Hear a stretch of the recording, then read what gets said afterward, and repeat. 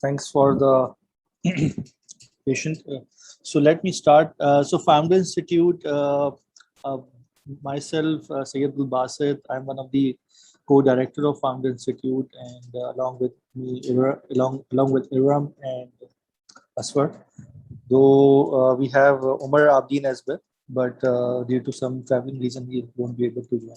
So I'll take 5 to 10 minutes to quickly have a run through about Founder Institute, what is Founder Institute is all about, and why all the startups who are planning to launch or scale their business, why they should consider Founder Institute to help in their startup journey. So till now, Founder Institute is like help more than 5,000 plus alumni across the world. And right now, more than 20,000 mentors have been onboarded into the program.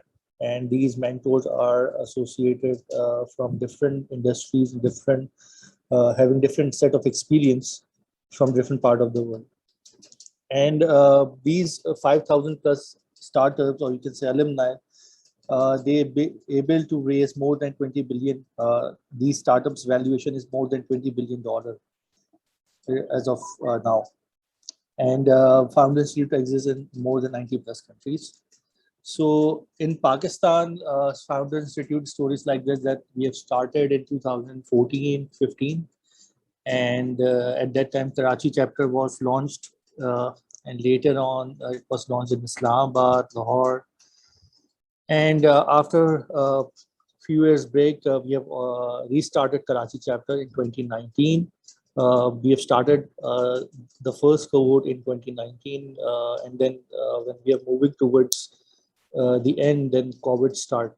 So, however, we moved towards virtual session, and later around 9 startups have been graduated from Founder Institute Karachi cohort last year.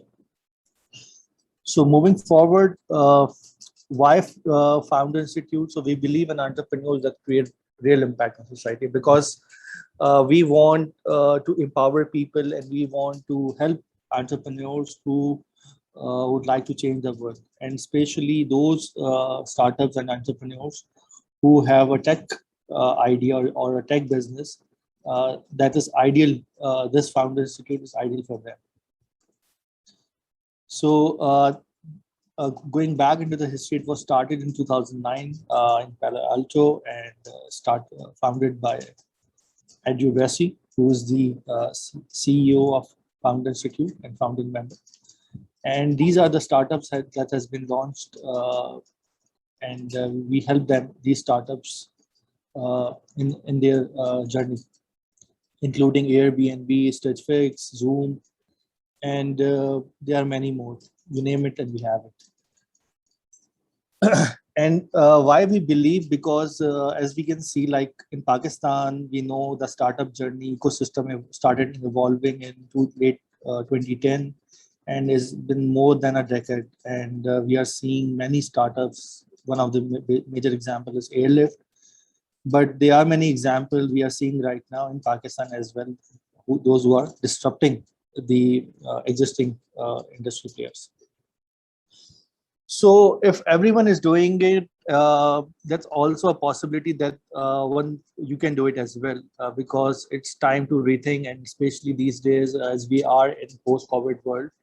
So now it's a great opportunity for all those entrepreneurs and wannabe entrepreneurs to think, to take COVID as an opportunity, and try to disrupt those existing businesses with a tech business model that have a gap in terms of transformation. So how Founder Institute can help you? Usually we have a Founder Institute 4 months program that we usually have. Since last year, beginning of like COVID, we were running these program as online, but probably from next year, this program will be offline, on virtual, on physical, as we were having previously. Apart from that, when you be a part of Founder Institute as a founder, you can also have access to mentors who are part associated and from different industries, and as well as can help you in your relevant startups. So where Founder Institute lies, as we have a huge and very diverse ecosystem across the world. So we usually, and we are ideally for those startups who are at this stage. We are a pre-seed startup accelerator, and currently the world's largest pre-seed startup accelerator right now.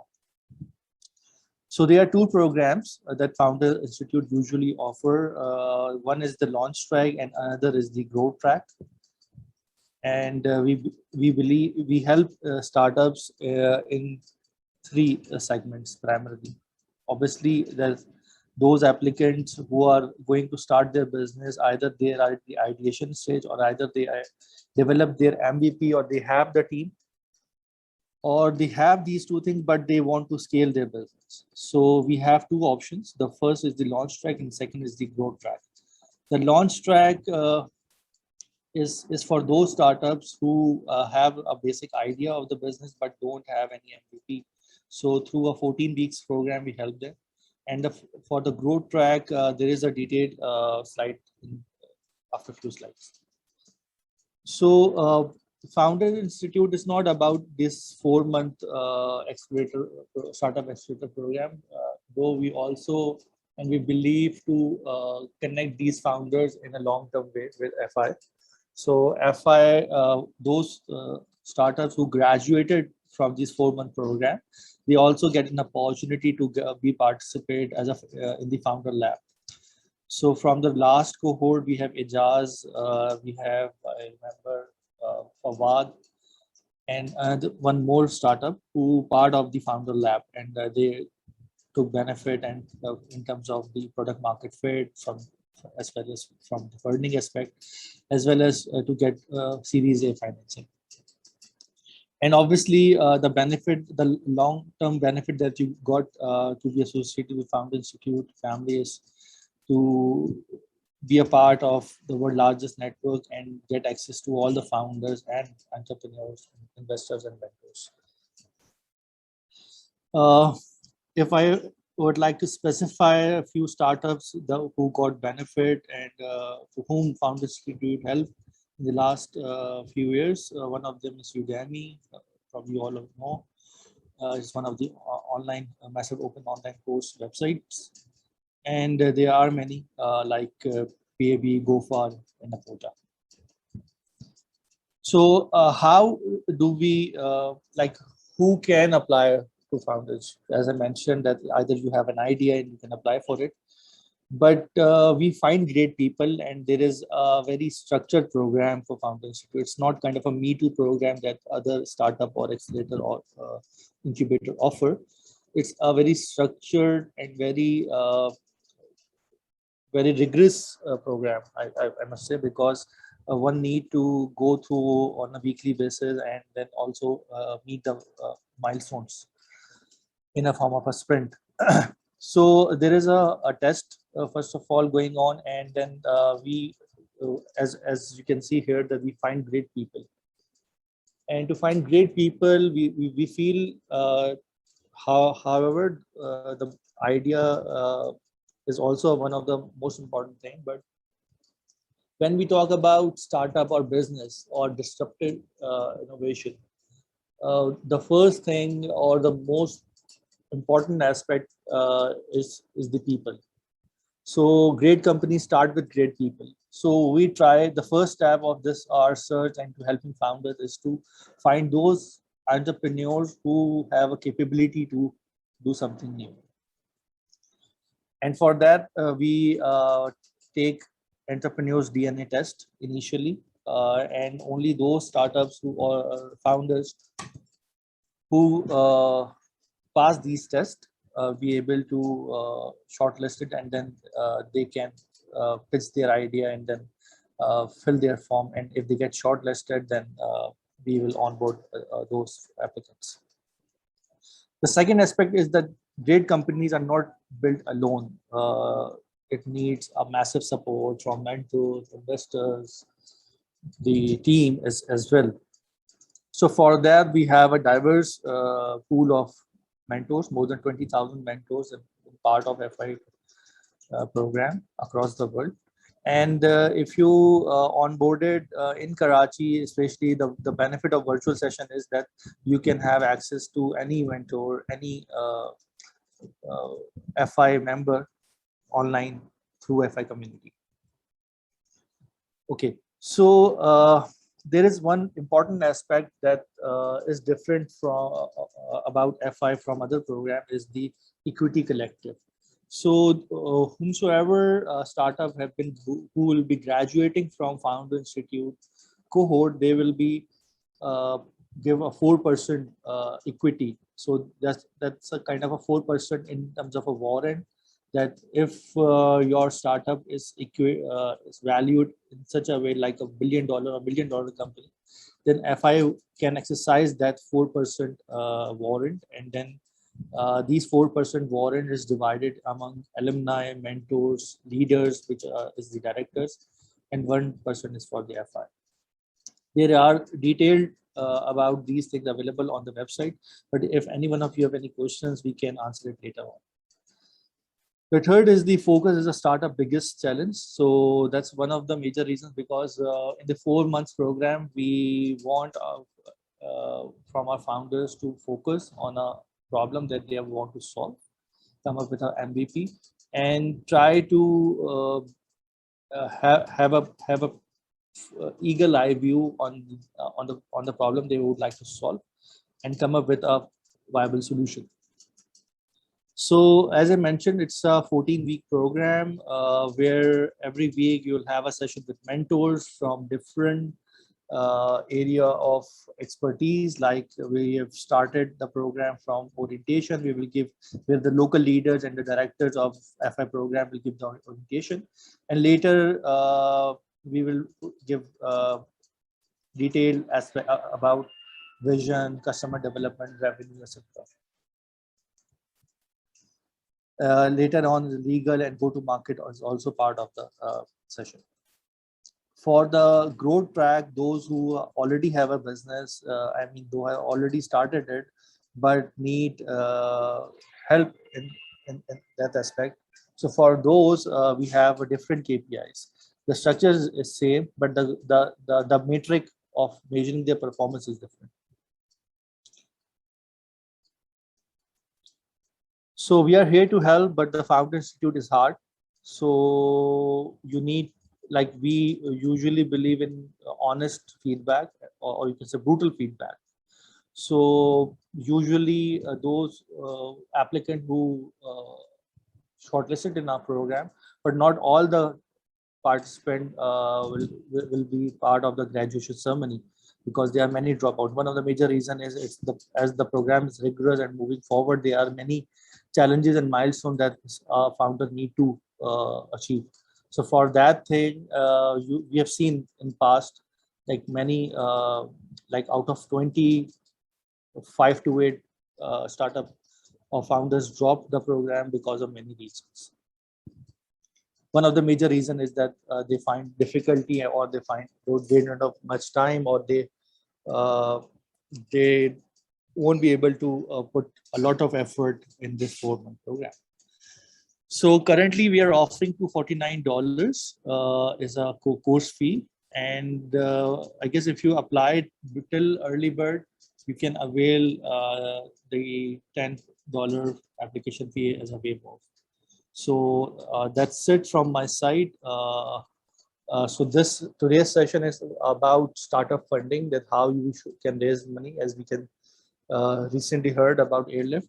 So we have a very learned guest today in the form of Shehryar, Rizwan, and Samar. All these three individuals have been associated with startup ecosystem since quite longer time, and I'm looking forward for each of them to help you in your startup journey. Thank you. Over to you, Ira.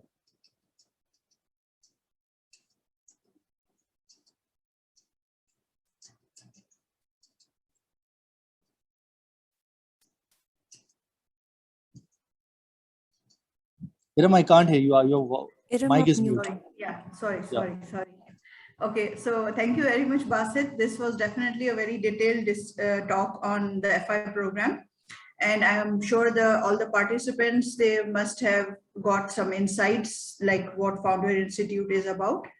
And if anyone has any questions, they can always connect us on LinkedIn, and we can address all your queries, or through Facebook. Or at the end of the session, when we'll have a Q&A session, they can ask questions.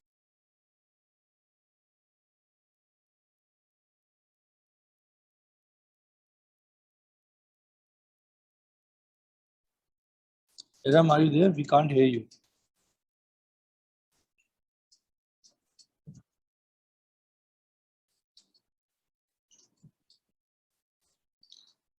Okay, so can we have Iram? Your mic is mute, I guess. Yeah, I'm sorry, I got disconnected. No problem. So as I was saying that any participant who has any questions, they can ask us today at the end of the session in the Q&A, or they can always connect with us through LinkedIn or Facebook, and then we can address all your queries. Without any further delay, let's have the discussion start. And I would first like to invite Mr. Rizwan for the talk. And after that, following that, we'll have Samar. So over to you, Mr. Rizwan. We would like you to give us a brief info about yourself and then your topic.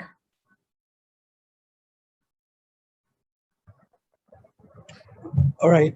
Thank you very much, Iram and Basit. I'm just to clarify before I give my introduction. So just the introduction and topic, or do you want me to give a little commentary now and then? No, just give a brief intro about, and then you can start the talk. Okay, brilliant. Right. All right. Hi, everyone. This is Rizwan Khan. I have been part of helping startups raise money or investing on behalf of family offices and corporates in startups around the world for the last 7-8 years. And professional qualified accountant. Right now I'm in Pakistan working with a Japanese group investing into, I wouldn't say startups exactly, but tech companies, not just in Pakistan, but around the world. So I have been connected with Founders Institute for some time, and they do give great structure program to how startups should go around building businesses. Now, when it comes to fundraising, there are many topics, many angles that we come and speak about. There are many sessions that I think myself or the other speakers have been doing around. You can find a lot of information. But I would like to address this one thing about when to raise money and how long you should expect, because that is a question I've been asked the most in the last few months. Yes, there are a lot of fundraisings happen in Pakistan, and that is a great, great sign. But at the same time, people have to realize most of these efforts have been going on for a very long time. So one thing I'd like to make very clear is, I've been repeating this in other sessions as well, that as an investor, I target to have around 500 interactions per month to be able to find 1 or 2 good deals in a year. And I basically give that as a sort of a KPI for companies to actually do the same. They should be targeting how many useful interactions that could lead towards funding, no matter where it is. I mean, if you're based in Pakistan, you're going to be interacting with people all around the world. You have Zoom, you have LinkedIn, you have so many things. The other thing is the expectation of raising finance and how much time it takes. I would like to emphasize that the quality of information and the speed you disperse that information to investors is what increases the chance and effectiveness of your fundraising efforts. One of the biggest challenges I personally feel and see when talking to companies here in Pakistan is sometimes it takes months on months on getting the right kind of answer information. So these two areas, I think anyone who's raising money, of course, you have to have a good product, good business model, and all those things. That's, I think, a complete different talk. But I just want to concentrate on making a disciplined effort to reach out to investors and keep counting. I mean, target, I don't know, maybe 5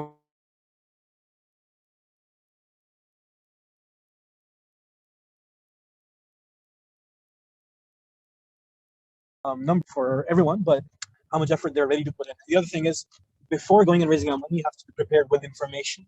You have to have your financial model, a good pitch deck. There are many examples Rizwan, of how we've lost you. We can't hear you. Sorry, can you hear me now? Hello? Yes, we can hear you loud and clear. Okay. All right. Thank you. Thank you so much for that. I think I was getting a call in the middle. Right. So yeah, I just wanted to summarize that. I think a good fundraising strategy has to be planned just like a business. You should know how much effort you're going to be putting in and how you measure it, and at the same time have the right information handy when it comes to someone showing interest, so you can close it as quickly and as effectively as possible. So yeah, I'll just those are my remarks for this session today. Thank you. Okay, so thank you very much, Rizwan. And I think let's move on to Samar. Samar, over to you. And we would like to hear a brief intro about yourself and then your talk. Okay, thank you so much for having me over, Iram, and everybody else and co. It's fantastic to see such a lot of interest, and I think it's just going to grow. I think we've got the front row seat to all of this activity that's happening in Pakistan, and Founder Institute has been playing a very important role. So just a little bit about me. I've been running my own social and creative enterprise for the last 4+ years now. It's called Epiphany, and Epiphany offers pre-acceleration and acceleration programs to startups, as well as different types of boot camps, workshops, seminars, and so on and so forth in a wide range of industries, simply because I'm interested in a lot of things. And by default, then the company is also interested in a lot of things. The most recent vertical that we are very keen on learning more and more about, and we're supporting very, very wholeheartedly, is gaming and media and tech entertainment. So any startup that is working in this space, please do reach out to me. I've left my LinkedIn contact in the email below. On another note, we do support startups in trying to raise investment. So on the one hand, we offer the trainings. On the other hand, we offer a range of services now under Epiphany, where from the financial narrative building, to, actually from the financial statement building all the way up to financial projections, we are offering it as a service as well. So I think what's very, very important, Rizwan mentioned a lot of important things, and I'm sure Shehryar is following. So I'm glad, by the way, Shehryar is at the end, because he's a very tough act to follow. And he's definitely much more popular. So just shuru mein keh rahe the, that's not true. Anyway, so coming back, I think what is very, very important are a few things. Number one, first of all, I think I want all of you to think about why is it that you're raising investment, right? And hold on to your horses. If it is just because everybody else is raising investment, or you see that a lot of investment is falling in your industry, don't fall into the trap. Okay, so what is really, really important, and just yesterday, I don't know if anybody saw or not, but there was this wonderful article that people had shared about MailChimp and how the founders have retained complete equity till this stage, and they bootstrapped all the way through to raise a multi-billion, exit at a multi-billion-dollar value. So I think that's very, very important, knowing why you need that money and what is it for. So think very, very strongly about what is it that you need it for. Is it for R&D? If it's suppose it's, and it varies, right? So it really, really depends on the startup and the kind of vertical that you're in. Sometimes very early stage startups, right at the beginning, they need money for R&D. So think back on what it is that you need money for. Is it R&D? Is it to pilot your solution? If you do the proof of concept after that, it's going to be easy for you to move ahead. Is it to scale up? Is it for expansion? Is it for OPEX, CAPEX? Is it for new acquisitions? You could reach a stage where you need more capital because you're at a stage where you're acquiring another company, right? So think back. Okay. The other thing is, always remember, if you raise too much equity too much funding too fast, it's going to come at a cost, and it may result in you parting with too much. And if you had just bootstrapped at that stage, perhaps it would have been better for you to raise money a bit later. So that again is very, very important. When we talk about the types of funding sources right at the beginning, personal savings, friends, family, and fools, who we call fools, the people who trust you, the people who know you, the people who are interested in making early stage investments at the pre-revenue stage, those are the people that you should look out for, right? Also remember that, funding doesn't always mean that it is an equity-based, round that you have to go into. You can tap into other pools of money. It could be a loan from someone. It could be a revenue sharing model that you actually end up doing. And living in the location that we're at in Pakistan, for instance, I've spoken to a lot of angel investors. Well, perhaps they're not yet angel investors. Perhaps they want to be angel investors. So over there, they are not so interested in equity, actually, because they want to see a return on their income. And if you can do a profit sharing model with them, or a revenue sharing model with them, they may actually come on board and be interested with you. Okay. Now, so that's the first question that you've got to ask yourself. Why is it that you want to raise investment, right? And it could be to hire a better team because you want to grow and scale up, and you're not able to with limited funds at your level. Then the other piece is, of course, when do you need to raise money? Okay, so there is this excellent tool that I want to mention to everybody. Take a look at it. It's called the Viral Toolkit, which was created by Village Capital. Take a look at it. It's self-explanatory. Take a look at what stage you're at. And once you figure that out, you will know whether you even have a shot at raising outside capital, or are you still at the friends and family stage, right? The other thing that I would say, do as much research as possible. Find out, take a look. Usually most of the VC firms have a list of their portfolio companies. They have a list of the type of verticals that they're interested in. Take a look at what investors have done already. Who are they interested in? If it's not a good match, don't do it. Iman, I'm going to put it down after I'm done talking and Shehryar is talking. Okay, it's called the Viral Pathway. Okay, which explains basically what stage you are and where do you need to go next, right? And it's a very good self-analysis sort of a tool for startups to understand, what type of funding is most suitable for them. Okay. Outside money, when is it that you're going to raise money, right? So you should be raising money when outside money is actually going to help accelerate your business. You are ready to grow. And if you're the founder or you're one of the leaders of the company, you're actually ready to step out of company operations. What do I mean by that? Fundraising is a full-time job. It's going to take you a lot of time. You have to be very thorough. You have to be very quick, like Rizwan was mentioning as well. You have to respond very swiftly with the investor, because suppose the investor has, gotten interested. You have to be really super fast to maintain that attention, right? Because again, like Rizwan mentioned, and like I know Shehryar, for instance, as well, investors are very, very busy because they're going through so many deals. What are you doing to make sure that you're on the top of their mind and they keep hearing from you? Okay, then I also do want to talk about the importance of getting introductions, right? So getting warm introductions. Find people who know you and who know the investor that you're trying to approach. Suppose you've done your homework now, right? And you know that, okay, Shehryar's fund also invests in pre-revenue stage. Now you've also done your research and you found out, okay, DOSI has made investments in so many different startups and so on and so forth. These are the type of startups that they've invested in, and you think you've got a good shot. Find out what is the best way to reach him. Who does he know that you also know? Can you get a warm introduction? Maybe talk to the portfolio companies, right? How did the fundraising process pan out for them if you're approaching any investor? Those are really important things, and they're in your control, right? Getting more information, getting in touch with portfolio companies. Usually people will help. Listening to different talks where your favorite investors or the like-minded or the relevant investors are present. Doing that is a great opportunity as well, right? Because remember, the investor on the other hand also wants to invest the money, right? It's in their interest, but you've got to make that process as seamless as possible. The other thing to remember, when do you raise money? Before you are desperate for it. Okay, fundraising is a long journey. So it's going to take you time. Suppose you wanted to raise money in, let's say, the next 9 months, you should have started yesterday. Okay. And what I mean by starting yesterday is you should have your financial statements ready. You need to have your investment deck ready. You need to have a document called an investor memorandum. These are certain terms which I will put down in the chat as well, right? And this one is being recorded as well. So I'm sure it'll come back to you.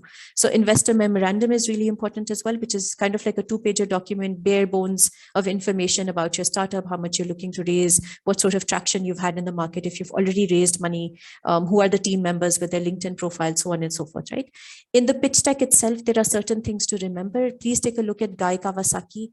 I personally really like the 10 slide format that he's got. It doesn't mean that you've got to have 10 slides. It just means that you've got to cover the information that is in those 10 slides, right? So that's a very, very important format, a very good one. Who should raise money is again another important part that comes in. So the most inspiring of the co-founders, okay? Put your best foot forward. I'm sure a lot of you watch cricket. Who opens a one-day cricket, right? A one-day cricket match. Who is the opening batsman? Somebody who's extremely good, right? Who's going to get the runs for the team. Similarly, when you look at test matches, it's the person who can actually be the most stable and stay on the wicket for as long as possible while securing runs, right? So it depends. So who is the best person to actually get that buy-in from the investors, who knows inside out about the company and the company operations? Who is the best person to make investors believe that you are the best team to invest in, right? Having a super solid team, again, it's in your hands. Do that before you actually start going and approaching the investors.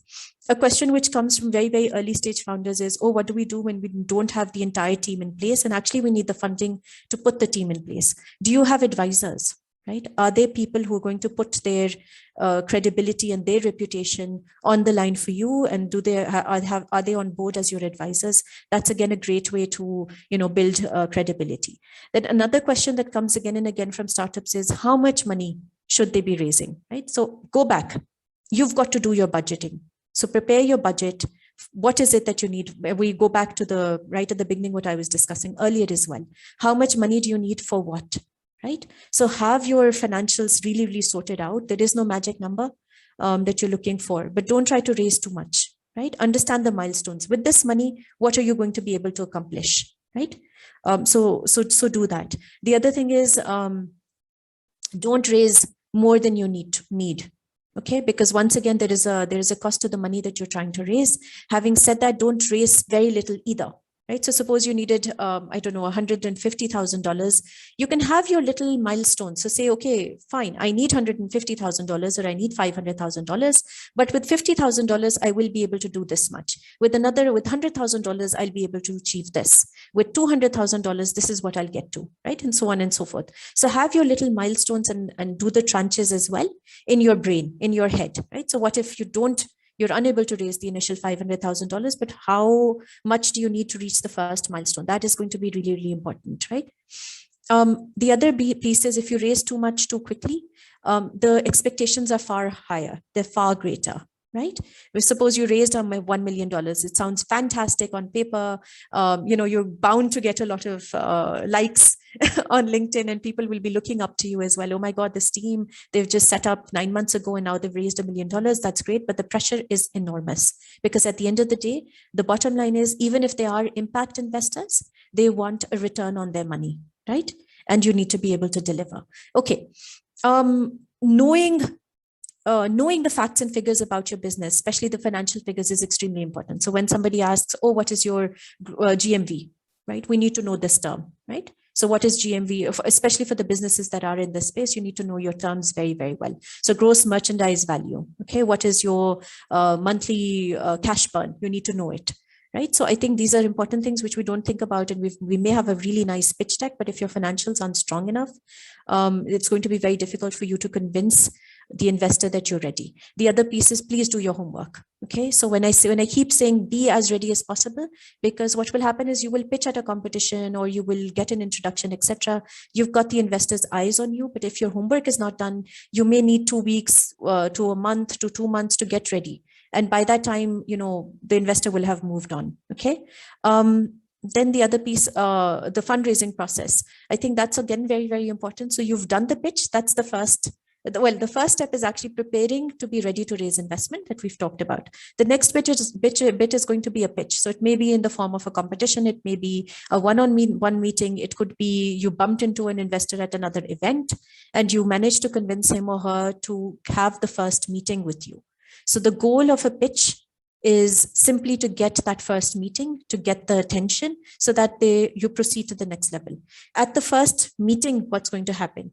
At the first meeting, you need to refresh the investor. You need to remind them what your startup does, what you do, but spend most of the time in that meeting to answer the questions. Okay. All right, then you've got the deep dive situation. So after the first meeting also went well. You were able to secondly adequately answer the questions that the founders were posing towards the investors were posing, and they've asked you for a deep dive meeting. So what will happen at this point in time? Probably people are going to get more involved with you. They're going to ask you deeper questions. The next bit would be the due diligence. And this is if everything is happening very, very quickly. I'm just going to go through the fundraising process in 2 more minutes and then I'll stop it. Okay. So that's something that will happen next, which is the due diligence phase, where they're going to ask you for detailed documents, your financials and all of that, for which you needed to be ready. After which you jump into the negotiation phase, which is where actually you're figuring out the terms and conditions with the investor. But the most important piece is still the close. And in close, there are 2 important aspects to remember: the actual contract that you're signing, right? The shareholders agreement, the contract that you're signing, and then the money coming into your account, right? So that's when the whole loop is going to be closed. All right, I'm going to sift through the questions and I'm going to stop here. Thank you. Thank you very much, Samar. A very interesting talk going on. And really, we ourselves as the directors also are getting engaged into the whole session. And there are many questions coming up, but we'll take all the question and answers at the end. All participants, whoever has a question, they can please post it in the Q&A section. And next, I would like to invite Mr. Shehryar Hydri. And again, we would like Mr. Shehryar to give a brief intro about yourself, and then you can start your talk. Over to you. Ji, Assalamu alaikum. Thanks a lot. I'm Shehryar Hydri. I'm the managing partner of DSI Ventures, which is an early stage fund focused primarily on Pakistan. Prior to DSI, I was heading PASHA, which is the Pakistan Software Houses Association, as the Secretary General for a little over 2 years. And before that, I've been a serial entrepreneur, both on the software services side as well as the software product side. So that's a bit about my background. I think Samar, I think ran through a pretty comprehensive crash course on how to go about the funding process and the various options available, and she'll be sharing some good links later on. I want to discuss the local sort of options in Pakistan, because what happens is a lot of times, especially for first-time founders, when you go online and you start looking at, let's say, Y Combinator or any of the other accelerators and incubators outside Pakistan, and maybe even the funds, and you're reading articles and blogs, and you're going through YouTube with hours and hours of videos from the best investors in the world or the best founders in the world. They're talking about a lot of things that actually we don't relate to in Pakistan. And a lot of times they're talking about sources or processes or options that really don't make sense to the first time founder in Pakistan, right? So I think it's important for us to realize what the limitations are of the local ecosystem, and also to realize what we can leverage being in Pakistan, and with us being in the spotlight even globally now as an ecosystem. So I'll start with some of the basics, because even the questions are kind of across a broad range, and there are some people here who are maybe even first-time founders or just thinking about it right now. I recognize a few names here who've been doing it. They're serial founders. They've done multiple startups. They've raised, and they're further along that line. So I think we'll leave the sort of more advanced questions for the Q&A session and make it interactive. So, and my initial session is going to be basic, where hopefully I can make people focus on the available options in Pakistan. So I think to start off with, whenever you read any article, international article or even local one on fundraising for a startup, all of them start by saying that you need to bootstrap, you need to do it yourself, whether you're a technical founder or a non-technical founder. You need to find the right co-founders who are willing to spend their nights and weekends with you, believing in your vision and coming up with some sort of a prototype, some sort of a software MVP, or some sort of a manual process which actually mimics what your product is going to be. And that's how everybody starts out, assuming that it's a software heavy product and it's not something which is very capex intensive. After that, the first sort of believers in you are friends, family, and fools. And by fools, they don't mean that you're taking somebody for a ride or you're making a fool out of somebody, but they're the highest risk people, highest risk investors, or the least risk averse that are in your circle, and they're willing to make a bet that nobody else is at that time, right? And that is primarily on a bet on the team and their most probably personal or professional relationship with you.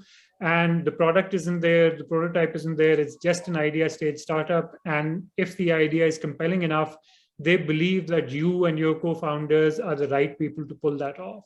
So your parents or your chacha or mama or neighbor or whoever it is in your network, you know, they can invest in you just because it's a subjective sort of emotional decision.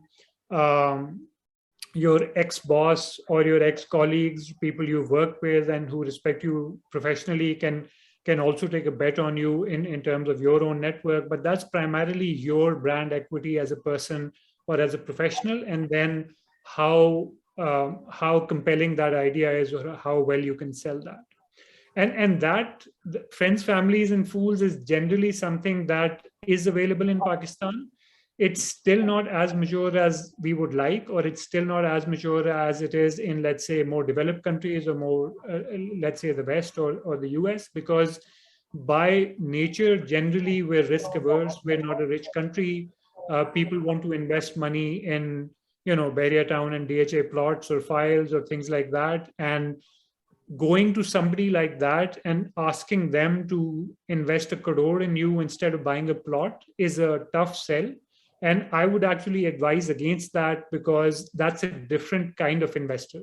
And unless somebody is filthy rich and they're buying their 10th plot and they're willing to gamble on you and they come in the friends, fools, and family circle, I would say that you should stay away from those people, because their opportunity cost compass is fairly different. And you will end up ruining your relationship with them. Agar wo thode se badmash hain, to, you know, they may show up at your house with some guns and maybe even pick you up. You know, it can go south really quickly. So you need to be really smart about that initial circle of supporters that you go to. And it's okay to go for dumb money, but it's kind of dicey to go for dangerous money, right? So you should be careful about that. So once you've taken some friends, families, and fools on board and they've bet on you, whether it's 10 lakh rupees or a crore rupees, it depends on the product. You know, you guys are building a prototype, you're trying to build a prototype, you're talking to customers, prospects, you're in the market. Now comes the stage everywhere else in the world where people usually graduate from the FFF stage to the angel investment stage. And that, unfortunately, has been missing in Pakistan in a structured way. And that's really held us back in terms of early stage financing. And that was actually one of the reasons why we formalized DeoSci, and we're one of the few actually funds who are genuinely doing early stage investing. And by early stage, I mean pre-revenue or ideation or pre-product launch stage. There aren't a lot of people who are investing at that stage in a structured way. And the reason is that most of the funds that came in, they were obviously doing, you know, seed, pre-series A, series A, and everybody's has their own investment thesis to be downstream, obviously. But I think in other ecosystems, that gap is usually filled by angel investors. And in Pakistan, over the last 5-10 years, unfortunately, angel investors have been, you know, missing from the ecosystem, literally like angels, like nobody's seen them, right? We've heard about them, but nobody knows where they are, and nobody's seen them, and you're believing in this unseen creature that's supposed to be somewhere, but it's really hard to get to. And I think an example of that is even today, if you go on Google right now and you start Googling, for example, VC funds in Pakistan, or you start Googling venture capital in Pakistan or startup investing in Pakistan, you'll end up seeing all of these names that have done deals over the last 5 years, and you'll come up with the Indus Valley Capitals and the Sarmaya Cars and the I2Is and the 47 Ventures and the usual suspects, 10 to 20 names that you keep seeing. But if you do a Google search right now of angel investors in Pakistan, there's just one single angel group that's recently formed, and that's by the Team Up, a team which runs the NIC in Islamabad. That's Pervez Abbasi and Zuhair Khalik, and that's also a recent phenomenon. So what should have happened technically is that we should have had IslamabadAngels.com, LahoreAngels.com, KarachiAngels.com, and these citywide groups of angels that actually do it on a structured way, like it happens anywhere else in the world. And there's a website, and it comes up in Google results, and there's a Pakistan Angel Network or forum or association, and you've got a few hundred people over there, and these are mostly professionals like us who are CXOs in different companies.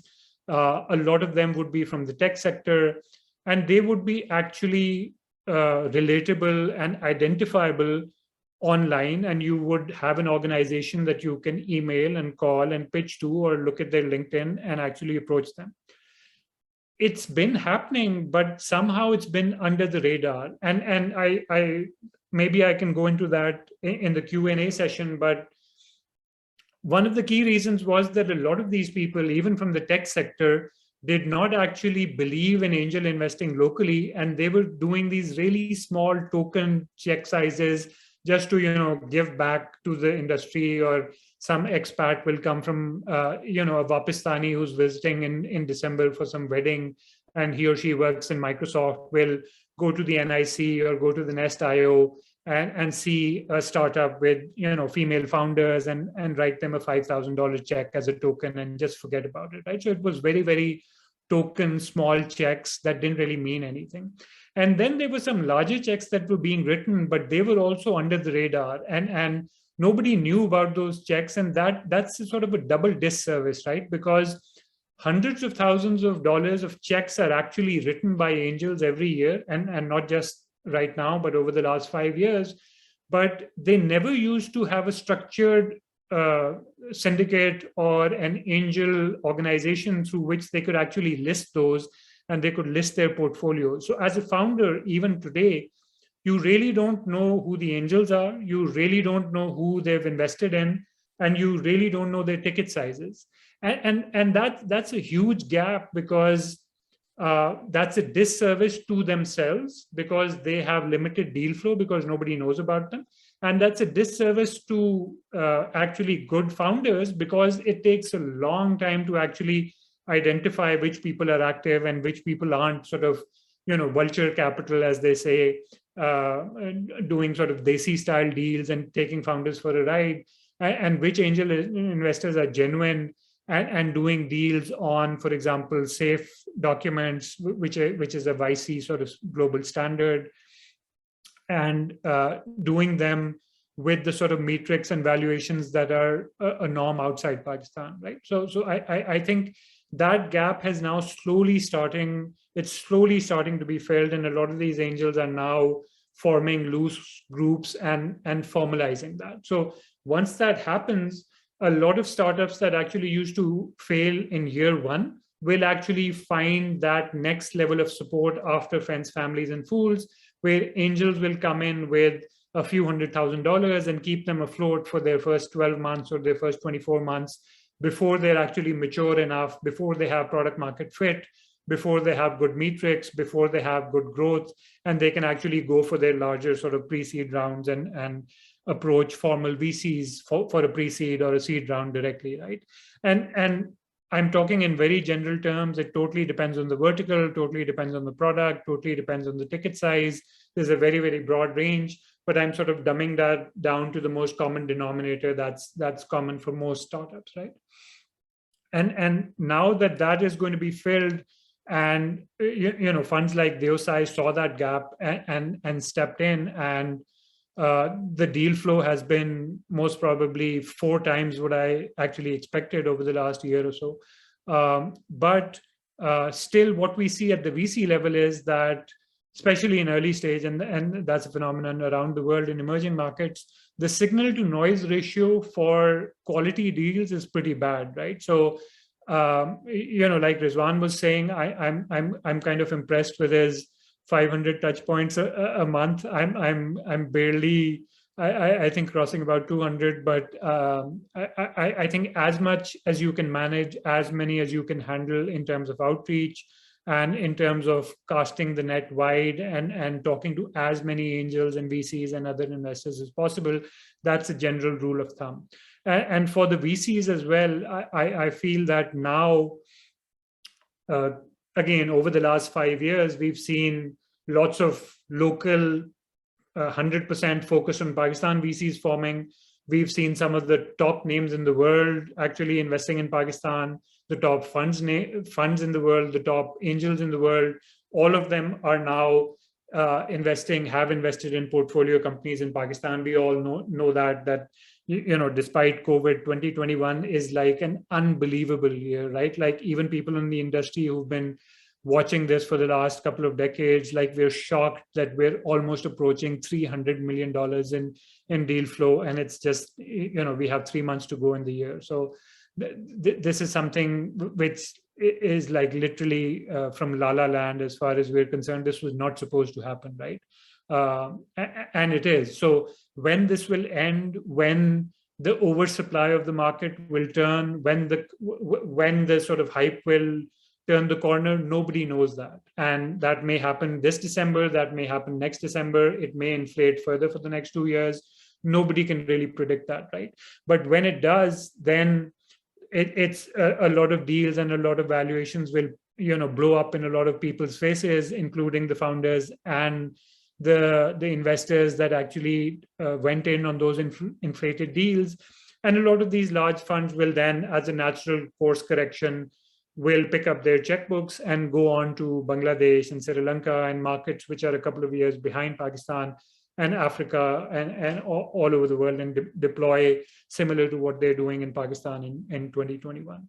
So I think I wanted to just sort of go through that entire cycle or the phases that most of you will most probably be already aware of. But I think there has never been a better time to be a founder in Pakistan right now. There has never been a better time to raise money in the world. Generally, post-COVID, there's an oversupply in every single market. Investors don't know where to deploy their money. They're doing deals at crazy valuations that they never thought possible before and are not comfortable with. But if they don't do it on those valuations, there's massive FOMO. And if you don't invest in a startup that's valued at $10 million right now, they're afraid that 3 months down the road, 6 months down the road, that same deal or similar deals or comparable deals would be 20 million, 30 million.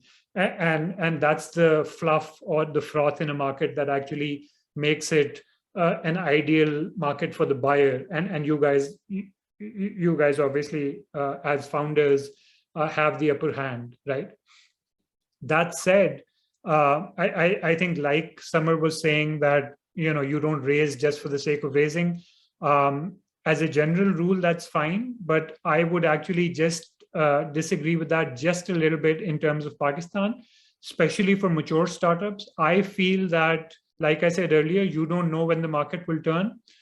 If you're mature enough to be raising any sort of round, whether it's your first round, pre-seed, or whether it's your Series A, or Series B, like Airlift just did in 85 million, and Baikia and these other mature companies, my advice would be to raise as fast as possible and as much as possible.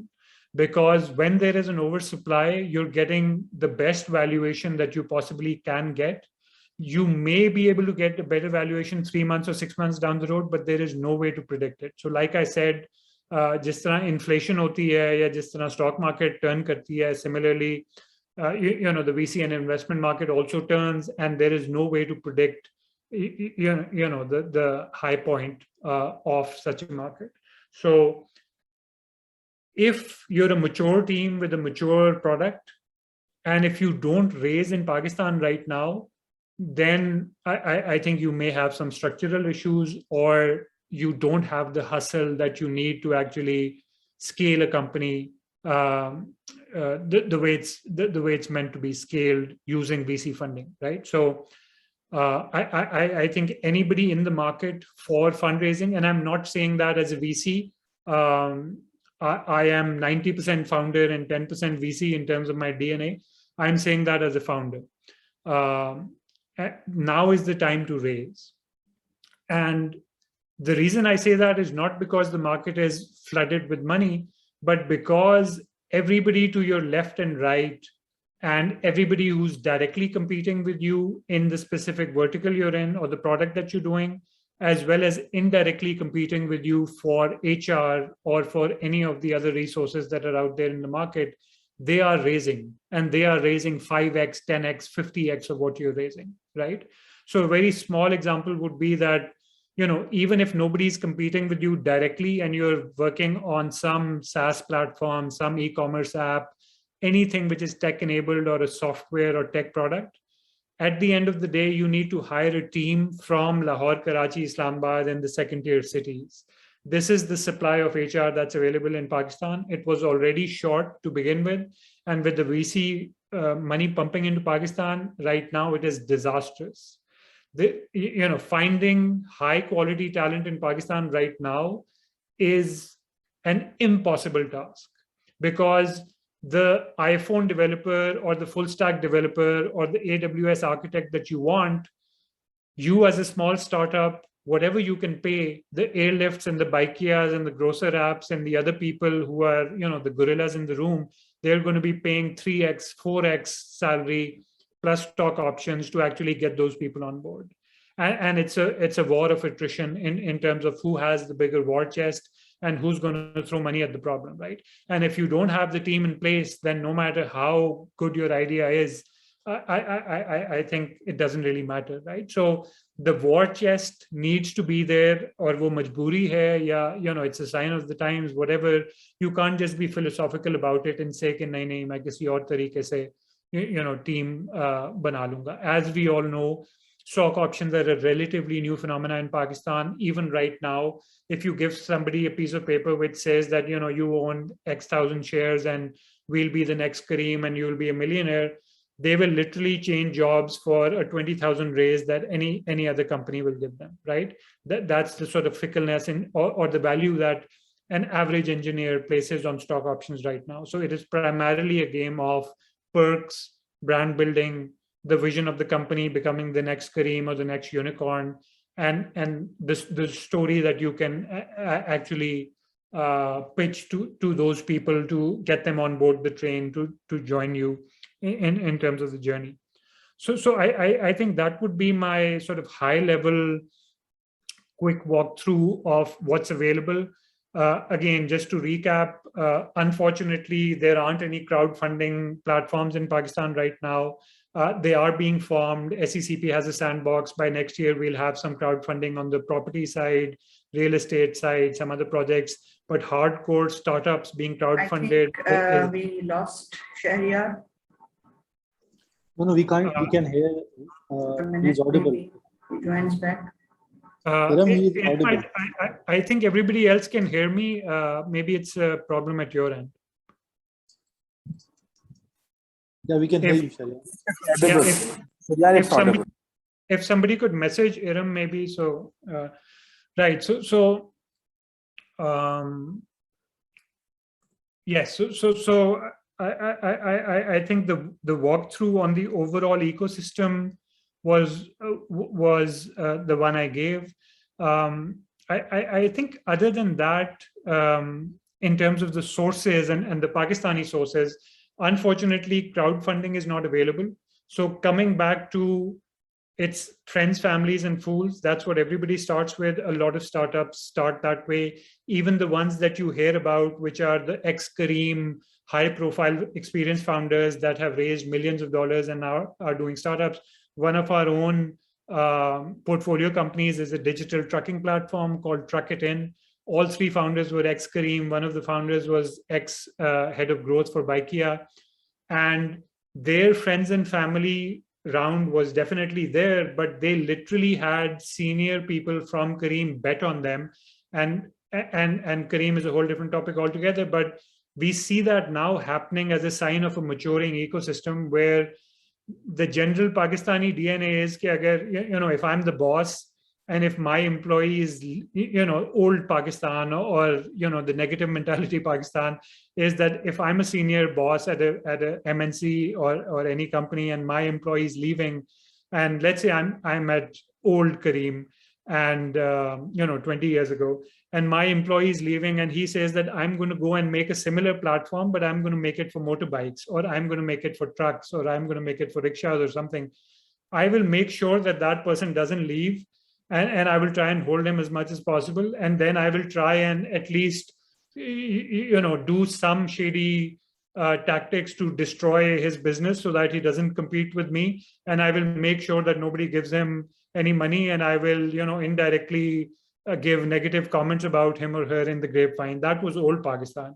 And the new Pakistan is that literally their bosses, and it's not just Truck It In, it's happened in multiple other startups as well, where Careem alumni have gone on. And one of the first sort of friends, family, and fools to bet on them were literally their ex-bosses or some of the C-level people at Careem. Mudassir Sheikha has been investing in dozens of startups as an angel investor, a lot of them ex-Careem alumni, where those people literally helped them and gave them the platform to leave Careem and launch these new startups and make the next Careems. So that's such a wonderful and beautiful change in our ecosystem and culture. So those, your professional network, people you've worked with, your mamu may love you a lot, but he has never seen you work in office. He's never seen you in a professional capacity. You may be a jerk in office and you may be really incompetent. So the people who've spent like 9-10 hours with you every day for years on end, who've seen you, go through pressure situations, take the crunch, and come out swimming, those are the people who know that you can pull this off, right? So they will write those first checks. Even if it's $10,000, that means a lot, right? So I would say that source is now growing. A lot of people in tech and non-tech as well are actually getting interested in the tech sector as formal or casual under the radar angels. So please don't discount that whole pipeline and go to the people who you work with, because they'll be willing to bet on you and they will understand this new math of angel investing, number one. And number two, crowdfunding isn't there. Formal angels aren't there, but a lot of VCs are coming in, a lot of regional angels are coming in. After this talk, if you can go to my LinkedIn, I posted about this session today in the morning. And what I'll do is I will leave a Google Doc in the comments, which has about 100 angels and VCs. It's a list of about 100 angels and VCs that have invested in Pakistan actively over the last few years. There's a founder called Abdul Muqsit based in Karachi. He was kind enough to make that public. That's something that every founder should be doing. You should be looking at the last 3 years, 200 deals in Pakistan, and you should just go to the press releases and look at all the names over there and find them on LinkedIn and start pinging them. But those of you who are lazy enough not to do that, we have a list available for you, and I'll share that after this. So that's a good place to start. And then obviously the startups that are further down the road, they can directly approach Deosai and other VCs and formal funds in the market. One final thing that I want to say to some of the more first-time founders or the newbies or people who are not really comfortable about fundraising and this whole ecosystem, I waste a lot of time, even during pitches and otherwise, like when I advise or mentor fresh teams, where people don't understand the difference between a startup, which is an ideal startup for a VC investment, or it is venture ready, or even by its very DNA, it is a venture deal, versus a startup like Samar was saying, which is more suited for a rev share or a profit share or a desi model where somebody puts in a few crores and there's a dividend based payout, even if you're not just like a burger joint or a restaurant or वो जो होता है कि महल्ले के महीने के मैं आपको 50,000 रुपए profit में से दे दूंगा or something, even if it's not so crude like that and you have a formal structure and a board and everything and you're paying out dividends and you're earning millions of dollars, but that's more of a dividend based organic growth sort of venture. So I think spend some time on that in understanding कि कौन सा startup blitz scale या high 10x 5x 100x scale का DNA रखता है और उसका business model या उसकी industry उसको एक venture investment के लिए ideal बनाती है. Those are the sort of founders or teams that will attract venture funding. The others will not. And a lot of people get disappointed and they're like, I don't have a US degree and I'm not ex McKinsey and ex Kareem and ex Goldman Sachs and I haven't come back from New York. I'm not a Pakistani or मैं Urdu medium हूँ और इसलिए मुझे VCs जो हैं वो पैसे नहीं दे रहे and all of that. It doesn't work that way. At the end of the day, ये online भी ये discussion हो चुकी है. I think बहुत simple सा मेरी request होगी कि put yourself in my shoes and wear the investor hat and think that you meet a team that has a few years of experience in a relevant industry or company. They've built a prototype or a product or an MVP that is brilliant. They've got basic, traction, and they're making a product for a massive, massive market, which has a massive upside, right? The team is great. The product is great. The market is massive. और उनकी अंग्रेजी सही नहीं है या उन्होंने बाहर से जो है वो स्टैनफोर्ड से नहीं पढ़ा हुआ. I would be an idiot not to invest in such a team, right? I mean, why would you make that decision? Okay, all the check boxes are good. It's a solid product in a massive market with a stellar team. लेकिन ये जरा देसी लोग हैं तो मैं इनमें पैसे नहीं डालूंगा. These are just hang-ups that you need to get over, right? Be confident about what you're doing and just go for it. So I think ये बहुत important था because ये बहुत repeatedly मुझे ये एक feeling आती है startup founders से कि हम कोई second grade citizens हैं और हमें VC funding नहीं मिल सकती. Maybe your startup is not good, is not ideal for VC funding. Maybe your team isn't strong enough. Maybe your product is lukewarm and not mature enough for anybody to bet on it, right? So there are multiple factors on that side.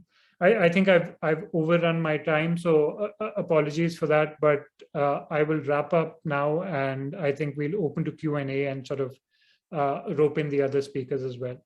Thank you so much. Thanks a lot, Shehryar, for a very comprehensive detail about the fundraising. Thank you so much. So before moving, we move towards the Q&A session. Actually, I've shared a link as well as in the event page. We asked founders and participants to submit their pitches. So we have received few pitches. So if Dr. Yasir Rahim, if you are there, can you do a 1-minute pitch and then we can have a quick feedback from both of our mentors? Are you there, Yasir? Let me can see you.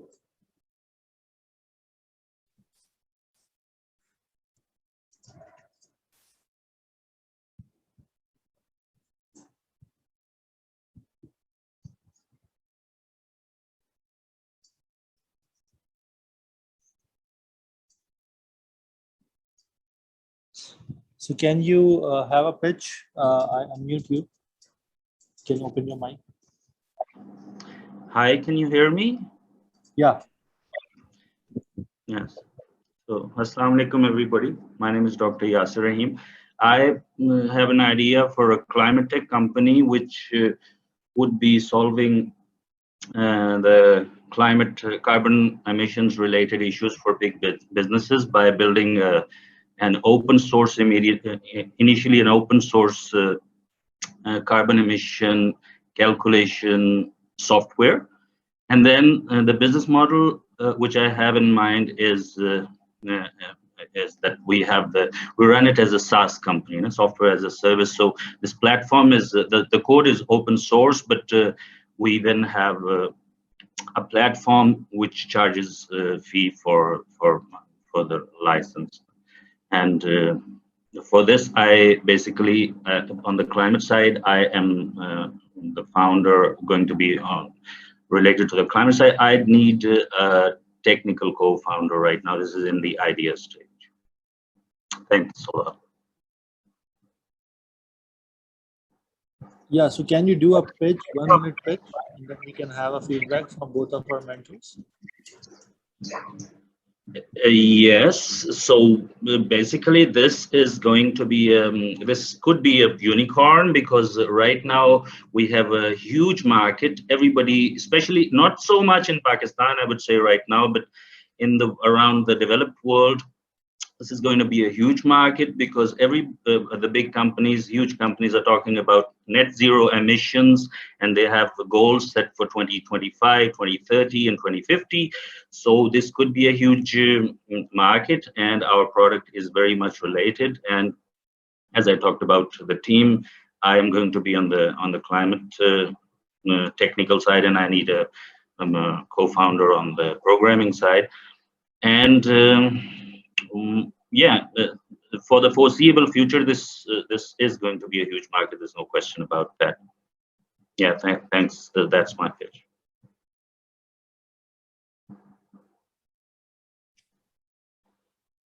Okay, any input from you, Samar, you want to add? Okay, so thank you, Yasser. Thank you so much for sharing your idea. I think it is definitely a solid idea. What was good was that it was clear. I understood what you were saying. 1 minute pitch ke andar. Can I speak in Urdu? Are there a lot of people who are foreigners? Anyway, okay, I'll keep to English. What is very important is that, you know, in a 1 minute pitch, it is clear. It is clear that the message comes across, right? Aap karna kya cha rahe ho. So I think that one, I would say that was good. I would say, you know, when you talk about, oh, a lot of people are going to need it, a lot of companies, what wasn't immediately clear to me, because when you talk about climate mitigation in Pakistan, you know, we're emitting less than 1% of greenhouse gas emissions. And then when you clarified it the second time around after Abdul Basit said, hey, do your pitch, then it was clear that you're looking at a global market. So I would say bring that up front, because in Pakistan, we need more climate mitigation as opposed to climate, we need more climate adaptation as opposed to climate mitigation. So I would make that come up front. The other thing is when you say a lot of, you know, back it up with stats, right? So have some facts and figures. I think that would be something which would matter. The other piece that you mentioned, that you're looking for a co-founder, that over there, I can't really help you, but there are a couple of fantastic people who I know on the climate change side. So I'm dropping their LinkedIn. Feel free to reach out to them and, you know, mention me that I've recommended them highly, right? So they're usually very, very helpful. They may be able to support you in finding that co-founder, or at least giving you advice, right? Free advice aa jayegi aapke paas.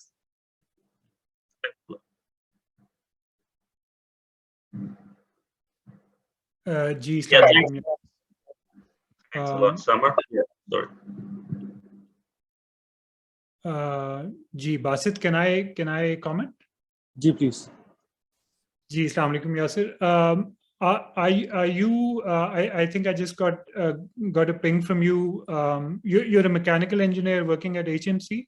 Are you the same, Yasser? That's right. That's your link.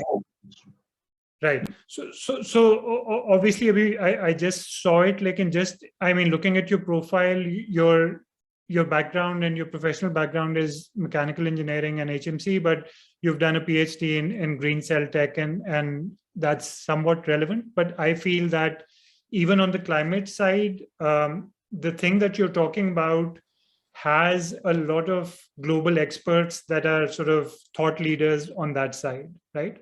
And considering that you're not you're not sort of 100% directly related to the platform that you want to build, there is a leap of faith that investors will need, where somebody like you will have a bit of a gap in the founder product fit that we talk about. You know, that is this the ideal person to actually make this platform?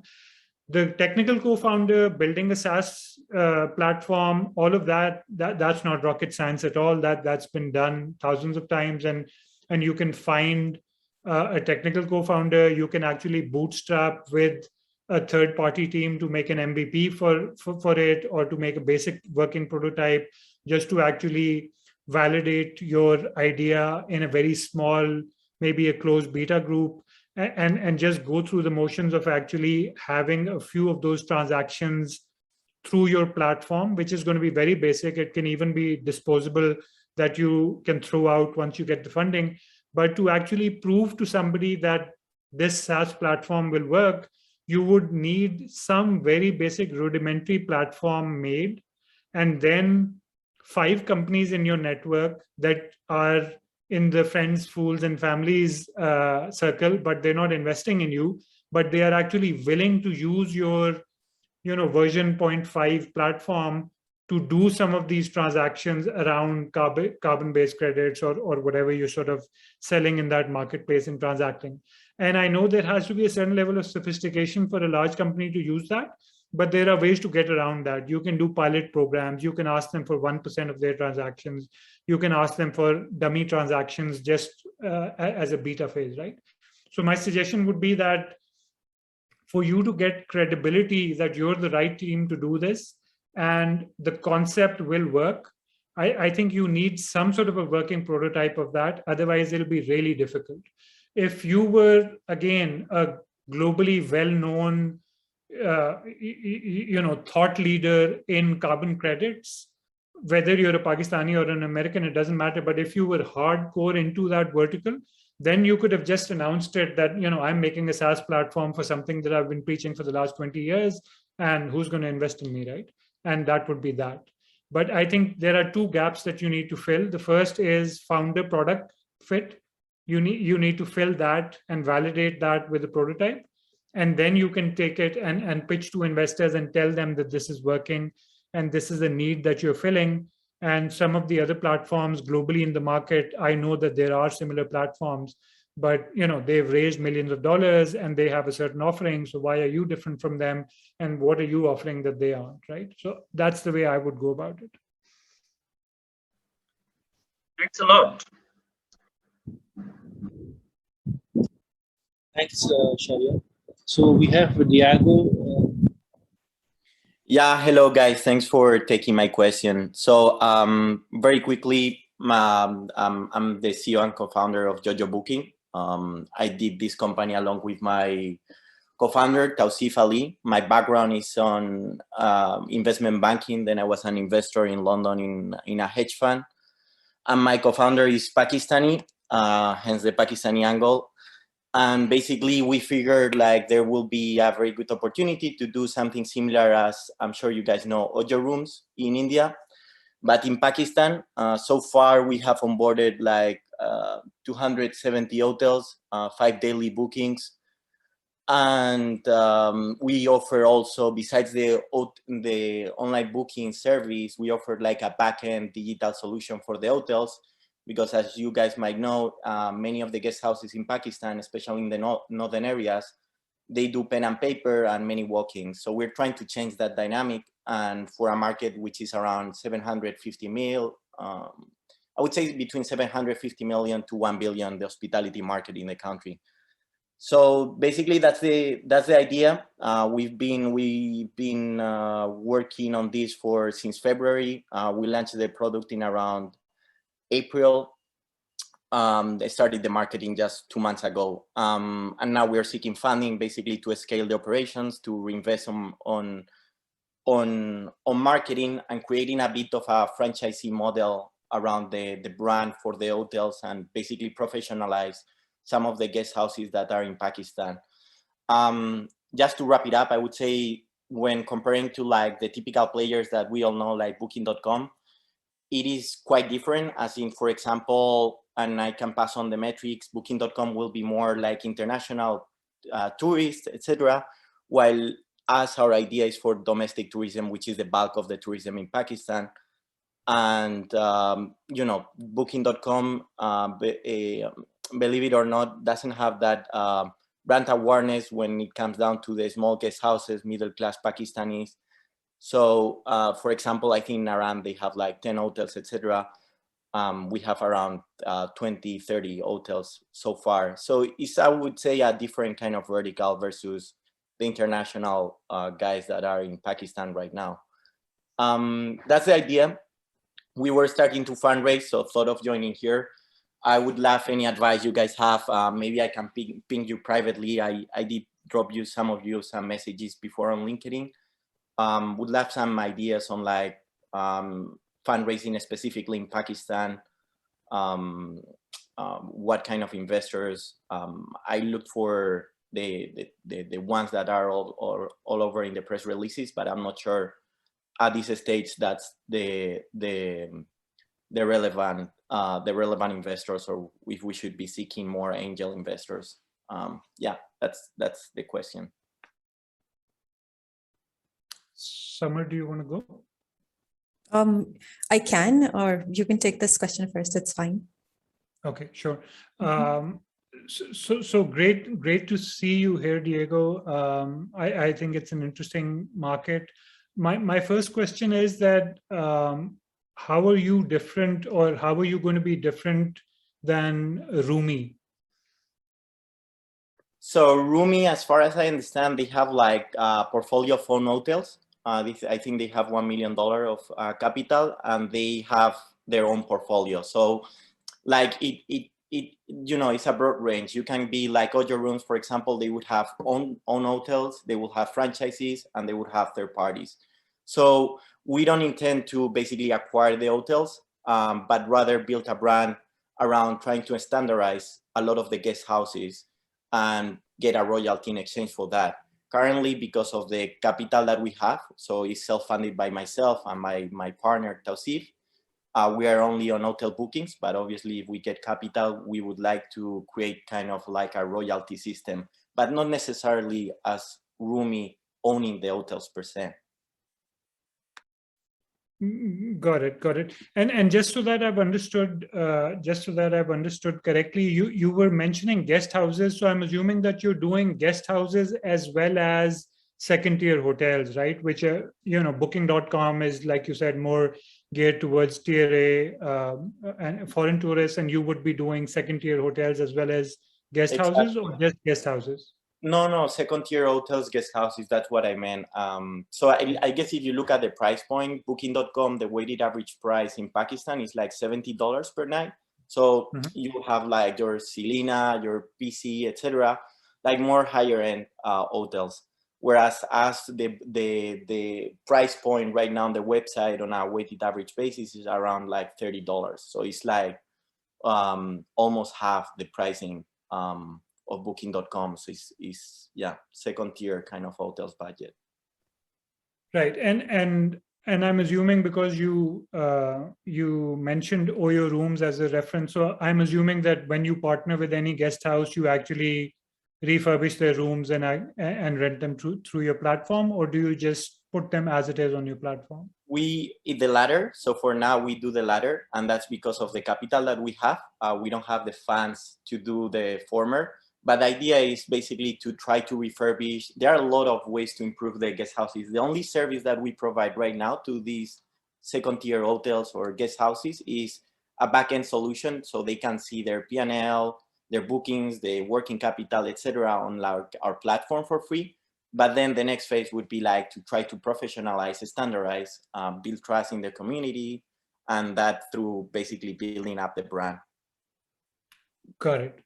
Okay. So before I sort of comment on this, I need to disclose that I am involved with Rumi, and I think you need to know that as a disclosure, because you're in a competing space. So sure. I just wanted to put that on record. I think you do need to take a slightly deeper dive in understanding how Rumi works, because they don't just have their own properties. They actually do the Oyo Rooms model in Pakistan, and that's how they sort of grew, because initially it was an asset light model, and they used to partner with hotels, take over part of their rooms and refurbish them and actually just do the Oyo Rooms model, right? So that's one part. And like you said, in any such play, there's the asset heavy model, which is acquiring your own properties and signature properties. It's actually taking over existing hotels and refurbishing them, or refurbishing part of their rooms and then putting them on your inventory.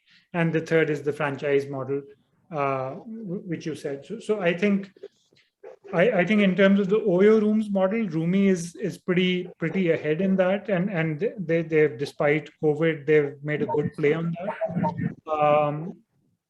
On the guest house side, I feel that if you provide the guest houses a management tool and something which gives them more metrics and more management tools than, let's say, a Booking.com does, because all of these guys, as you know, their life changed when they started listing on Booking.com and some of the other sites as well. So they get a lot of, even the $30 ones, they get a lot of traffic from Booking.com, even some traffic from Airbnb, and it's a mix.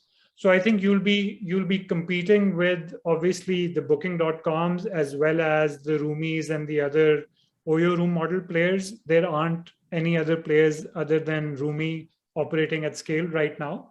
But I think if you can scale just by putting these second-tier hotels on your platform and you're getting enough traction, you may be able to raise as a competitor to Rumi.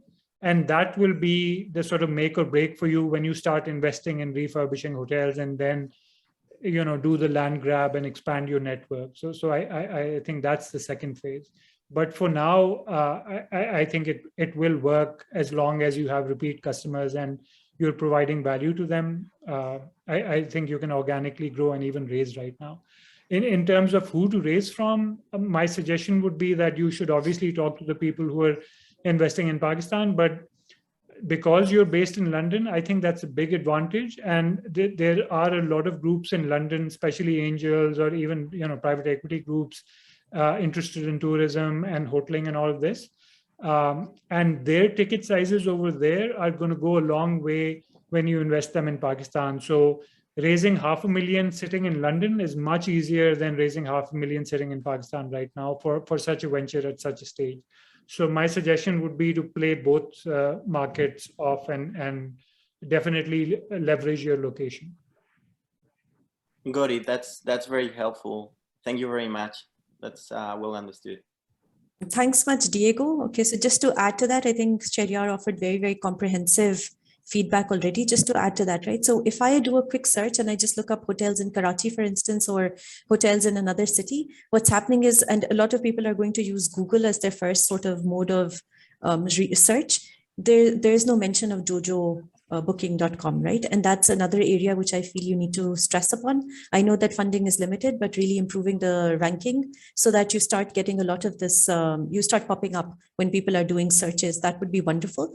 I need to travel to Karachi, so I was just looking at how many hotels you've got listed. Again, there are 5 hotels that you've mentioned. The great part is that they are much better priced than, for instance, a Booking.com. So yesterday when I was doing quick search, because I just have 1 day layover, I am getting obviously very, very expensive hotels, but I'm getting a lot of options out there, right? So I think that would be an edge for you, because 2,500, 3,500, that's very reasonable if somebody's just passing through. So perhaps focusing on that particular niche area, second tier hotels, guest houses, that would be fantastic. Improve your ranking, that's for sure. Number 3, be more visible. So what you're doing today, this is absolutely necessary. Do a lot more of it, I think, because when people find out about you, everybody knows about Rumi and findmyadventure.pk because they have raised. And in our network, in our circles, when people raise, there are these, we don't even need press releases per se anymore. It's very interesting just to be on LinkedIn and you keep seeing this popping up, right? So I would suggest that as well for sure. Coming back to fundraising, one more startup that you must study. So Chakkar Lodgings. They exist for the northern areas. They've been doing an Airbnb for the northern areas, and they're converting a lot of people who've got their own houses. They're refurbishing them or training them a little bit, I guess. But it is an Airbnb model for places like Gilgit and Chitral and areas like that. So do take a look at them also. They're your competitor. They have been able to raise, but they were only able to raise well, anyway, that's different. That's a separate conversation altogether. But anyway, so the point is be very careful when you're raising as well. Okay, so what are you raising for? A lot of times people will offer tech support and in-kind services. as well as hard cash, but just be careful of, what are you getting as part of the deal? So, as part of your kind of like the educational part that we were talking about today, be very careful about what you're wanting to raise and what you're getting in return, right? So, so that's something to watch out for. On the other hand, right? Yes, absolutely. This is something which you should be able to raise for, because there is money available for travel and tourism. It's growing more so. Again, doing it in a destination like Pakistan, there is interest from the government, especially on the KP side. So it may be interesting for you to speak to somebody at Tech Valley Aptabad. They do have a tourism sort of bent. So happy to, again, send in a couple of LinkedIn profiles over here, get in touch with Najma Sahar at Tech Valley, get in touch with Umar at Tech Valley. There may be something which is interesting. Also, considering you are in Pakistan, take a look at USAID SMIA.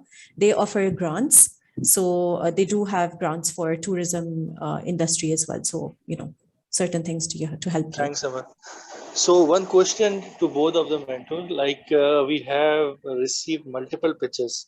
So I would like to know what's the best way we can have to get your valuable feedback on those pitches.